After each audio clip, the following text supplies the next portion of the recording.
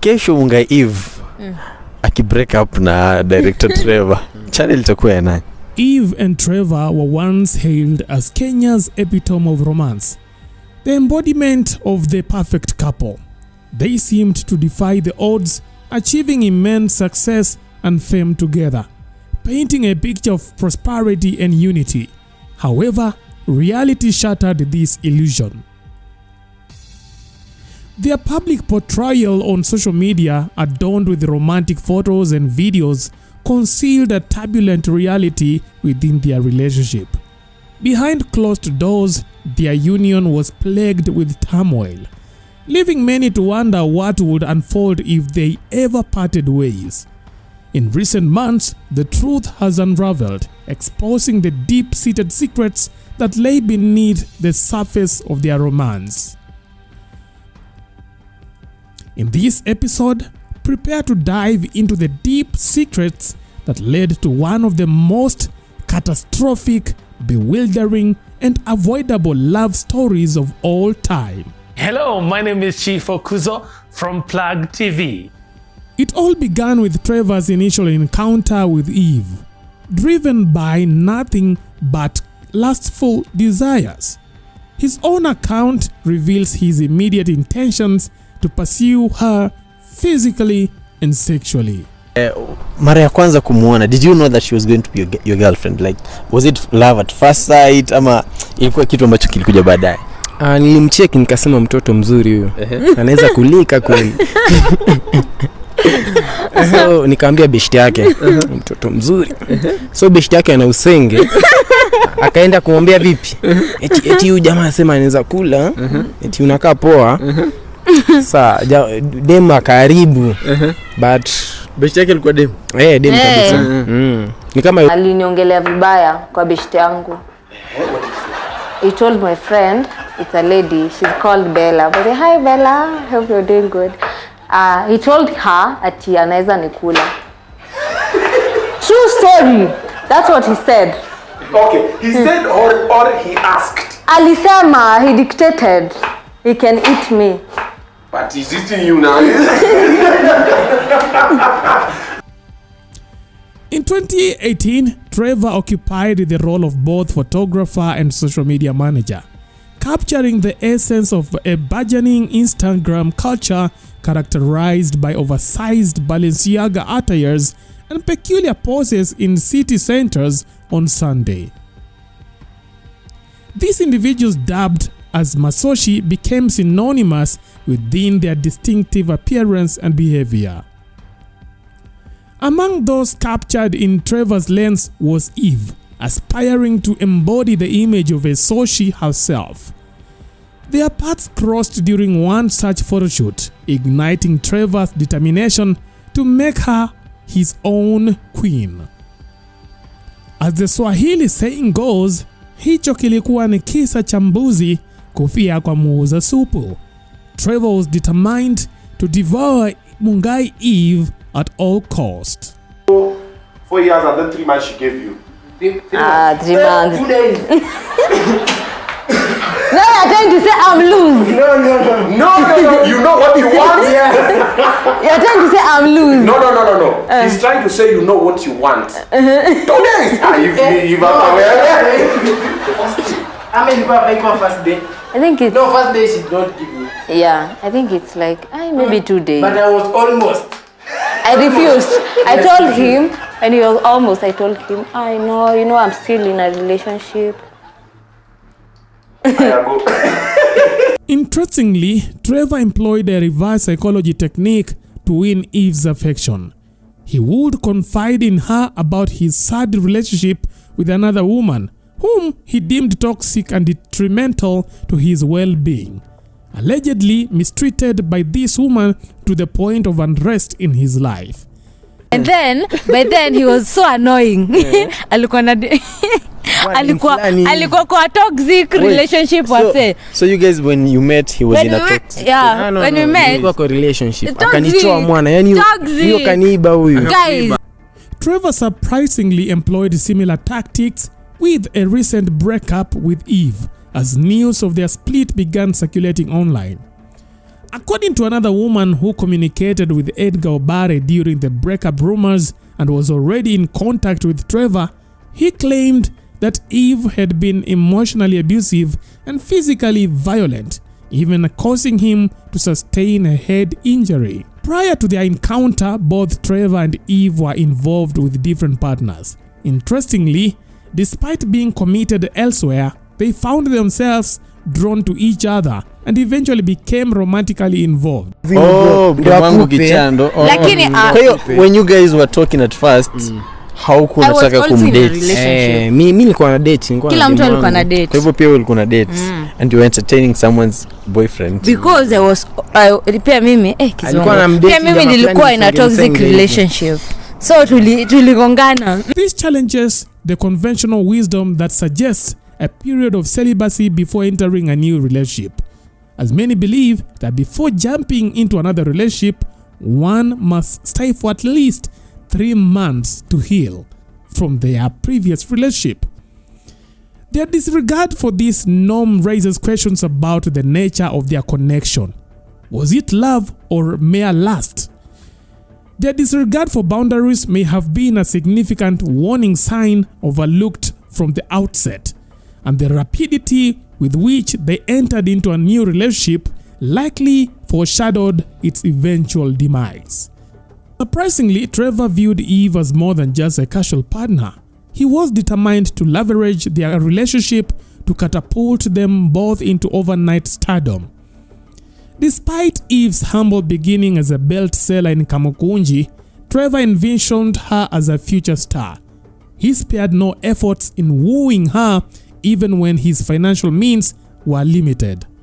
Mimi nikiwa shule by the way, pia mimi nilikuwa nateseka but nilikuwa nauza belts. Nilikuwa naendea belts Kamukunji na 80 bob na kuja nauzia watoto wa Kisongo hivi na 150 130. Sasa nilikuwa napata tu pesa. Lakini ukijana this guy was very lazy. Sijui shida yake ilikuwa wapi lakini so at least mimi nilikuwa tu pesa. Unajua ukiwa shule ukiwa na kadhao uko tu sawa. So there was a time aliniambia every Saturday atakuwa ananipeleka out and I was like nishapata jackpot. Mimi sasa Saturday. This is a story. The first one actually and it was the last one. While Eve resided in Murang'a, their rural village, Trevor worked as a video director in Nairobi. They began engaging in clandestine meetings concealed from their parents' knowledge. Eventually, Eve had to secretly relocate to Nairobi to live with Trevor, fabricating a story about staying with a female friend named Lydia to appease her parents. Perhaps she feared a parental disapproval for cohabiting with an unapproved partner. Eve chose to deceive them about her living situation.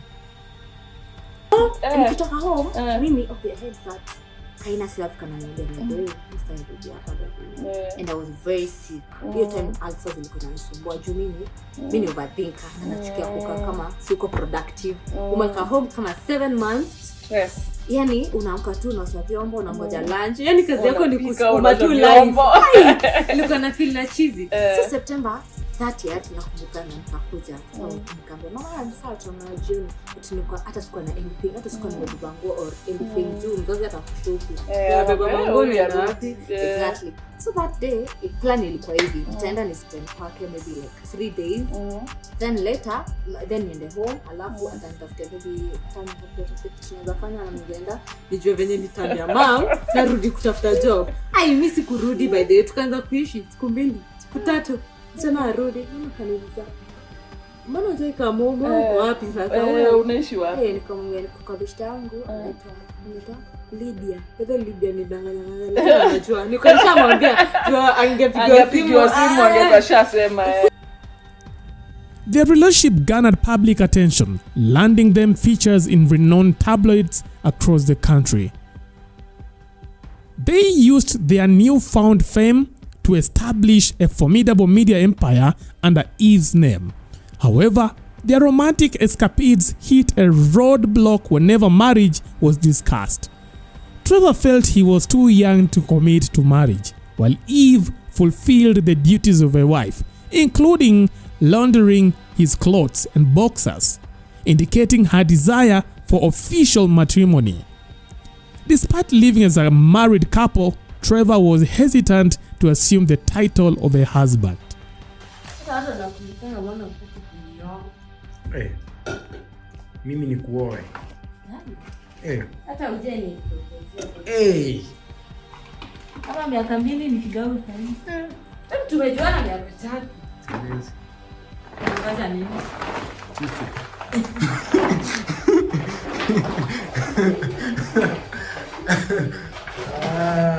Wewe nani akupe? Unaniua. Kifa nani? Sasa ni mapema. Mapema kiaje? I'm a very small boy. We're struggling. How do you mean, babe, that now is mapema? Me, I'm a small boy. What do you want to do? Then you let me go and live alone. You want to live unataka kuishi peke yako? So you are saying, saini mapema. Yes. Yet I stay with you. Yes. I wash your boxer. I do everything. No, so you don't want to wash? Like your wife, but right now you're saying to propose to me is mapema. Yes, very hard. What are you waiting for? You don't want to do a wedding. Here I know you. Yeah, you know when you propose, you have to do a wedding. Yes, that's why I saini mapema. Yeah, nataka nifanye wedding nikiwa 24 years. What's the problem? Mapema. You don't have finance. No, I have. But what's the problem? We can do even that one. Just go to the church, and the pastor just did. Despite clear warning signs, Eve proceeded to pursue a relationship with a man who showed no interest in settling down. From the outset, doubts lingered about their compatibility, yet their love life had already been thrust into the spotlight, and Eve's desire to marry Trevor was overshadowed by his reluctance. Establishing a brand as an unmarried couple posed challenges, especially amid social media pressure to conform to the norms of announcing pregnancies. Despite cohabiting like many YouTube couples, Eve and Trevor took precautions to avoid unwanted pregnancy. With Eve bearing the physical and the emotional burden of childbirth alone, she had no intentions of becoming pregnant for a man unwilling to commit. Trevor's timeline for starting a family involved waiting until 2028, assuming Eve would have scaled back her social media presence by then. Hapa ni wapi? That's why God's timing is the best. Yes. But pia sisi wenyewe tunataka tujibambe kwa life because tunatafuta do daily, asubuhi mchana. Nipate mtoi saa hii. Siwezi amka, siwezi enda US vile nataka, siwezi enda Dubai. Lazima nianze kupiga hesabu mtoi na mwacha wapi. So ili nifanye hizo vitu zote and by the time nachoka, nilete mtoi. Pata hapo niko na mado, mini bazu, najibamba. Mchasikia wa Trevor sasa mmeshinda mtuliza Eve hata hii mimi nishauliza Eve kwa interview. Now Trevor ashawajibu. So to 2028. Alafu harusi Arusi by day kolini. That was my next question. By late 2022 to 2023, rumors started going around about a discord between Trevor and Eve, particularly as Eve's success with endorsement deals seemed to change her. To distance himself from these speculations, Trevor enlisted another face for their channel, effectively rebranding it from Mungai Eve to Mungai Eve Media.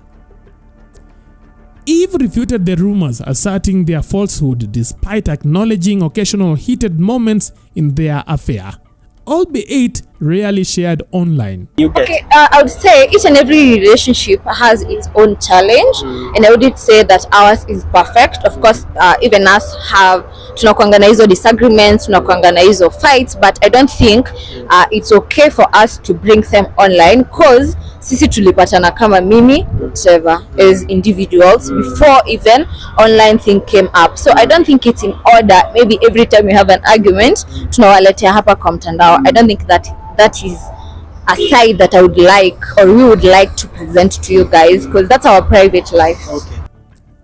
As rumors went around alleging multiple extramarital affairs, Trevor publicly announced in 2024 that he no longer harbored affection for Eve. He seized control of 2 YouTube channels and Facebook pages, rebranding them as Kenya Online Media from Mungai Eve Media.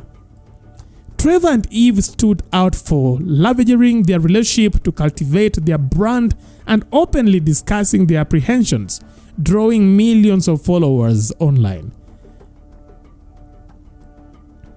Even prophets of doom like Andrew Kibe, who had predicted their split 2 years prior, were captivated by this couple.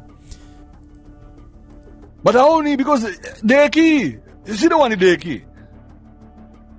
The day the woman will be strong enough, she's going to leave that guy crying. That's mama peke yake. Tutasikia akisema nini?